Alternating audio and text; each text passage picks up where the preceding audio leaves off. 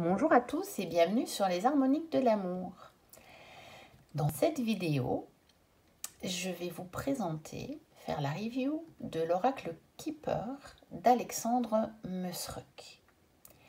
À l'image du coffret du Petit Lenormand que je vous ai présenté dans la vidéo précédente, je pense que je vais les poster l'une à la suite de l'autre. Je vous présente donc le même coffret mais sur l'oracle Keeper. On est toujours aux éditions d'Hervy et le coffret est toujours à 24,90 €. Donc pour 25 € à nouveau. Vous avez ce beau coffret en dur, oui, parce que je ne vous ai pas dit, mais le coffret précédent, il est en dur aussi, avec un véritable livre qui est une pépite de renseignements sur le Keeper et un jeu. On va commencer par le jeu. Je vais faire comme pour l'autre vidéo. Voilà. Alors, celui-ci, au contraire de l'autre, j'adore le dos. J'aime vraiment ce genre de dos. Celui-là, je l'aime vraiment beaucoup. Et donc, ça me fait un keeper de plus parce que, bon, les keepers, ils ne sont pas très répandus. Donc, je pense que c'est mon 3e keeper.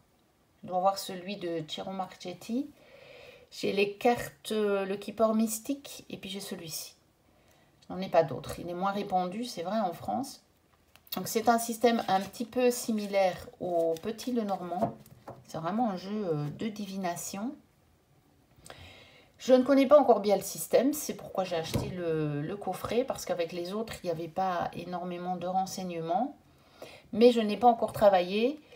Donc, je ne peux pas vous en dire beaucoup plus. Mais je tenais vraiment à présenter ce coffret. Parce que, tout comme le coffret du Petit Lenormand, je trouve que on n'en parle pas assez, alors que on a la chance pour un prix, je vais dire plus que correct, quand on voit le prix des jeux sur le marché, on a un véritable livre. On aurait pu payer plus cher, presque rien que pour le livre, et ici encore vous avez le jeu, donc c'est magnifique, je trouve. Donc toujours de facture classique, voilà. Donc je vais peut-être vous montrer toutes les cartes dans celui-ci, parce que le Keeper c'est quand même un petit peu moins connu. Bon, elles ne sont pas dans l'ordre, parce que même si je ne connais pas un système, moi je me lance toujours à faire des tirages dès le départ, parce que j'aime bien.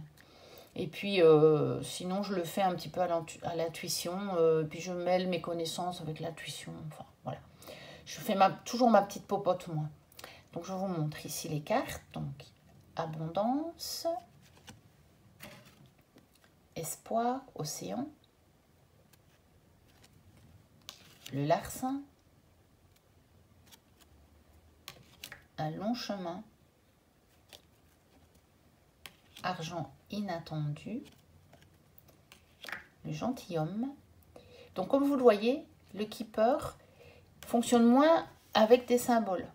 C'est beaucoup plus concret. Le salon, c'est le salon. C'est une pièce de la maison. Après, ça ne veut pas dire que ça ne peut pas être étendu. Ça pourrait très bien représenter une pièce sur votre lieu de travail. Mais je veux dire, c'est pas symbolique. Ça représente une pièce ou une lettre agréable. La maison. Bon, ça, c'est comme dans le Petit Lenormand, bien sûr. Pensée noire. Voilà, pensée noire, c'est pensée noire. Dans le Petit Lenormand, on pourrait avoir les nuages, par exemple. Et donc, c'est symbolique. Pensée noire, c'est pensée noire. Pas avoir autre chose. Brève maladie.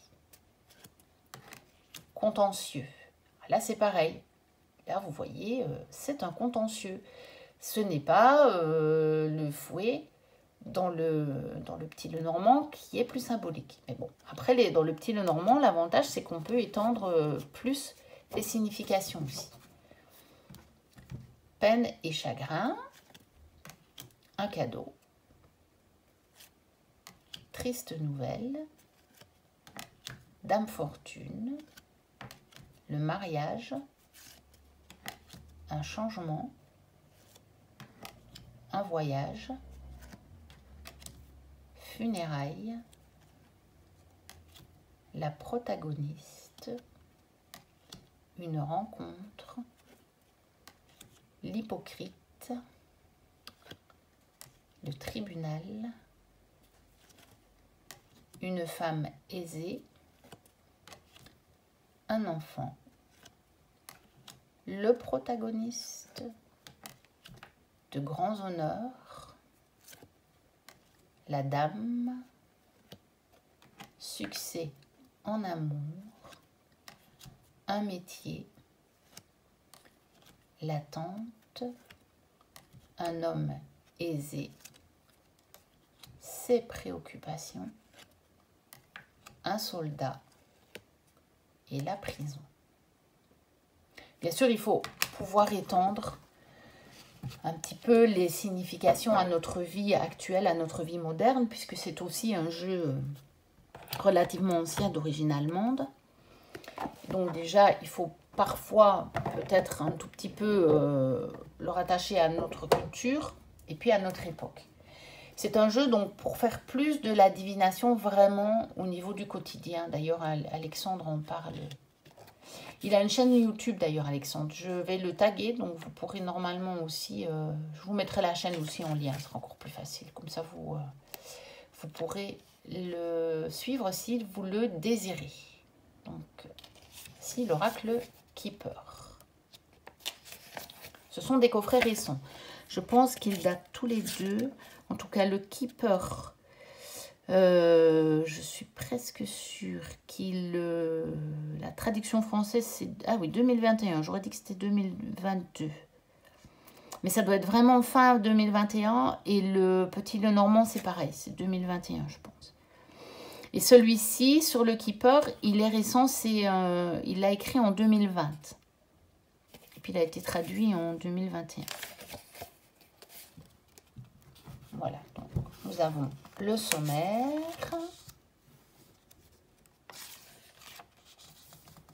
Voilà, donc l'oracle Keeper.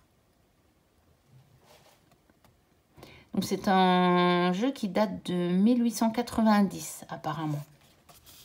Donc une introduction. Toutes les cartes. Donc il y a 36 cartes, comme dans un Petit Lenormand. Voilà. Il y a des catégories. Il nous donne sa façon de séparer les cartes. Avant de commencer, voilà, direction, attention, formulez votre question, tenir un journal. C'est en forgeant qu'on devient forgeron. Voilà. Examinons le Keeper de plus près. Alors, donc, de nouveau, comme dans l'autre livre, il a construit les deux livres de la même façon.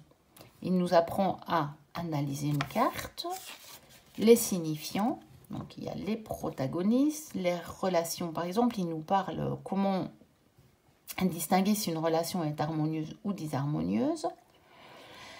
Et donc, Alexandre, au niveau du Keeper, travaille énormément avec les directions. Donc, c'est possible à faire aussi dans le Petit Lenormand. Mais dans le Keeper, il dit que les directions sont absolument primordiales. Il nous explique donc comment travailler avec les directions. Donc les directions, c'est vers où les personnages regardent-ils. Regardent-ils vers la droite, regardent-ils vers la gauche et surtout, regardent-ils telle ou telle carte. Je pense qu'il explique que de dire...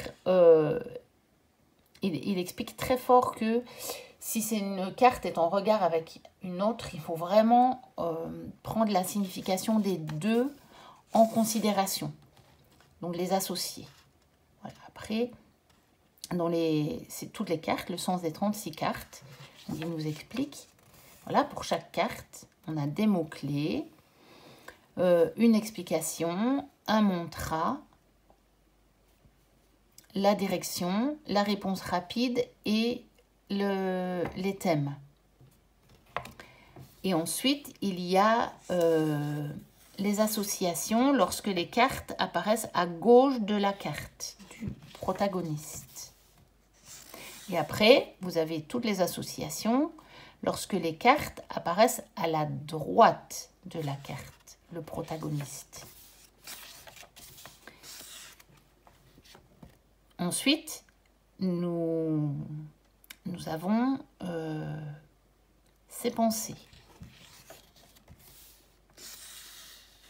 Ce qu'il a accompli. Voilà. Ensuite, on a la même chose pour toutes les cartes. Donc, nous passons à la carte numéro 2, la protagoniste. De nouveau, mots-clés. une explication, mantra, influence, direction, réponse rapide et thème. Et les associations. Donc chaque fois, si la carte apparaît à droite, à gauche, là c'est à l'esprit et ce qu'elle a accompli. Donc mariage, même chose. Et il nous donne un exemple de lecture avec la carte mariage. Rencontre, voilà, tout ceci. Et une lecture avec la carte rencontre. Voilà.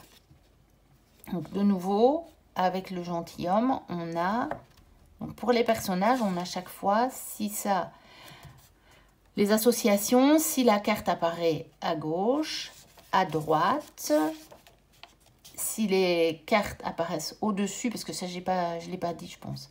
Donc, au-dessus, ça veut dire ce que le personnage a à l'esprit. Et si c'est en dessous, les cartes qui apparaissent en dessous de la carte, c'est ce qu'on a accompli. Ce que la carte a, enfin, le personnage de la carte a accompli. Voilà. Donc, la dame, on va de nouveau avoir ça, puisque c'est un personnage. Pour les cartes qui ne sont pas des personnages, nous avons donc, par exemple ici, nous avons donc bien sûr les associations et puis il nous fait une lecture, un exemple de lecture avec cette carte-là. Et donc ça pour toutes les cartes. Voilà, alors là c'est quoi? Non, je suis toujours dans les cartes. Ensuite,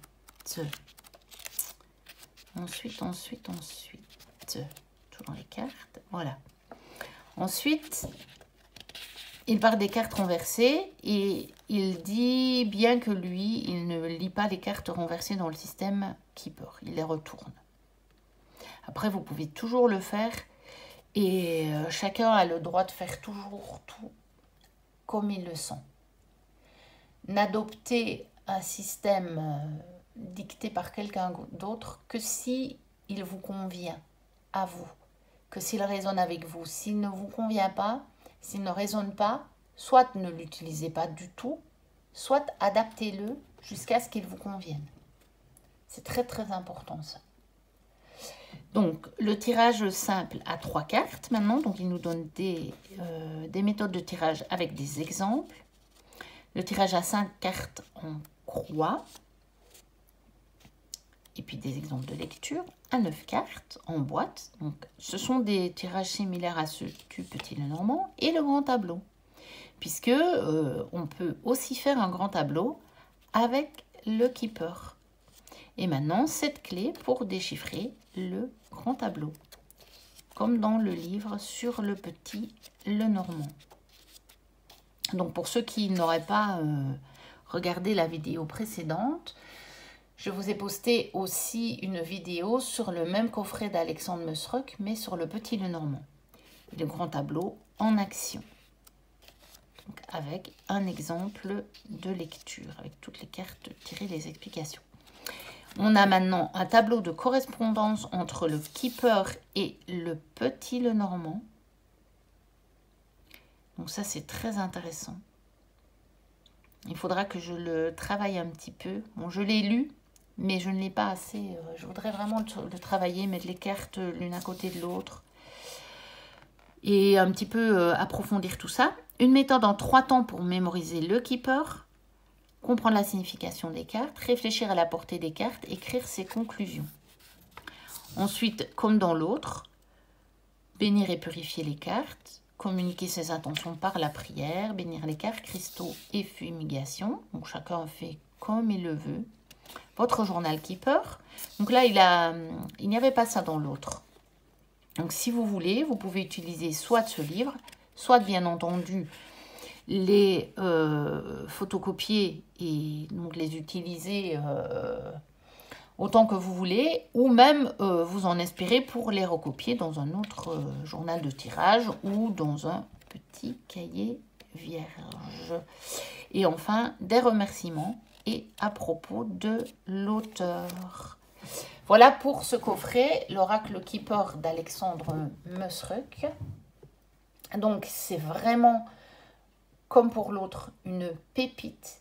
Nous avons cette chance d'avoir sous un format, donc je vous disais, un format qui n'est pas énorme. Je vais vous mettre une carte d'oracle dessus. Voilà. Donc le livre, vous pouvez le transporter partout. Voilà. Donc voilà une carte oracle. Vous voyez, c'est à peine plus grand qu'une carte oracle. Et il renferme pour autant une mine énorme d'informations. Vraiment. Et même le coffret, vous voyez, il est un tout petit peu plus grand que le livre, mais pas beaucoup. Voilà. Et donc, vraiment, ces deux petits coffrets d'Alexandre Messruck sont de véritables pépites et je trouve qu'on n'en parle pas assez. On ne les a pas beaucoup présentés, enfin pas assez. On ne les a pas beaucoup en tout cas. On ne les a pas beaucoup présentés, on ne les a pas beaucoup vus. Et pour ceux qui voudraient s'initier à ces méthodes de cartomancie, je trouve que ce sont de véritables pépites.